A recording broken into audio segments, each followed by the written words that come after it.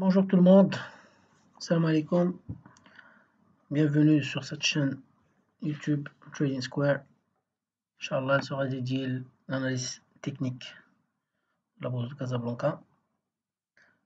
Et pourquoi pas, Inch'Allah, dans le futur, on peut choisir d'autres titres à l'international ou des indices ou des titres, peu importe.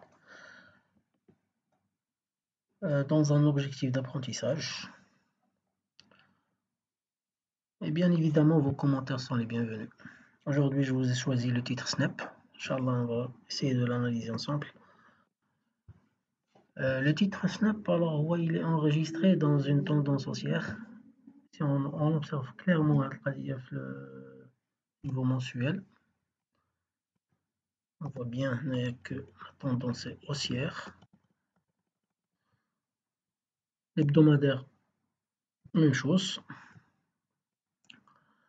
Par contre, ce qui est intéressant, le daily, on voit bien l'apparition d'une figure de retournement. Il y a le biseau d'élargissement ascendant. وهذا que j'ai tracé هنا avec les deux lignes bleues, c'est le support et la résistance de la figure, d'accord. Donc normalement l'aspect graphique de la figure s'apparente globalement dans un canal haussier. On a quand je vois le titre, il est capable d'enregistrer de nouveaux plus haut. Là on a un troisième, il n'y a pas de souci. Par contre, on observe bien que chaque phase de baisse à partir d'un nouveau plus haut, elle est plus ample que le précédent. C'est-à-dire, il y a les niveaux de baisse. Par exemple, d'accord, la phase, le niveau de baisse, on le compare par le suivant. On voit bien clairement que la baisse, il est plus ample que la précédente, même. Et cela n'est pas tout à fait sain pour une tendance haussière. Normalement, il y a l'analyse psychologique de la figure chartiste. D'accord. Donc, ce qui semble indique la tendance haussière, elle semble s'essouffler et perdre de son dynamisme. Et du coup, il y a quand on a une cassure baissière, il ne faut pas s'étonner. Il n'y a pas une grande surprise. Déjà, la figure ça s'enregistre parmi les figures de retournement. Donc moi, personnellement, je pense que c'est très dangereux de se positionner actuellement sur le titre. Et pour les gens, déjà, je parle bien évidemment des petits porteurs, donc déjà le titre, qui ont réalisé des bénéfices, il vaut mieux qu'ils coupent. Ils peuvent garder une partie, mais ils coupent la majorité du titre. 60%, 70% de la quantité là-dedans, et liquidé.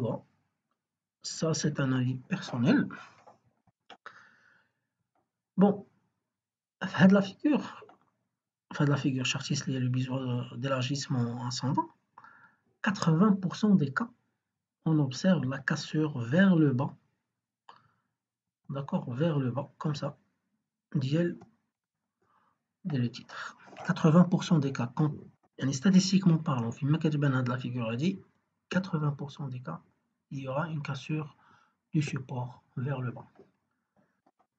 Alors, quel est l'objectif du cours s'il y a cassure? Bien évidemment, l'analyse technique n'est pas une science exacte, mais s'il y a cassure, on parle dans 60% des cas, l'objectif sera de moins 20 à moins 30%, ce qui s'approche de la ligne jaune liée le plus bas de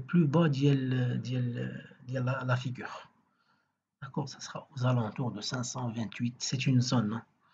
C'est pas un prix exact, mais c'est une zone qui sera autour de 514 et 528. D'accord, ça s'il y a une perte de 20%. Par contre, il est quand une perte de 30%, c'est aux alentours de 450, 451. D'accord. Il se peut maintenant que le titre il vient combler le gap qui a été créé le mois de juillet, si ma mémoire est bonne, le gap.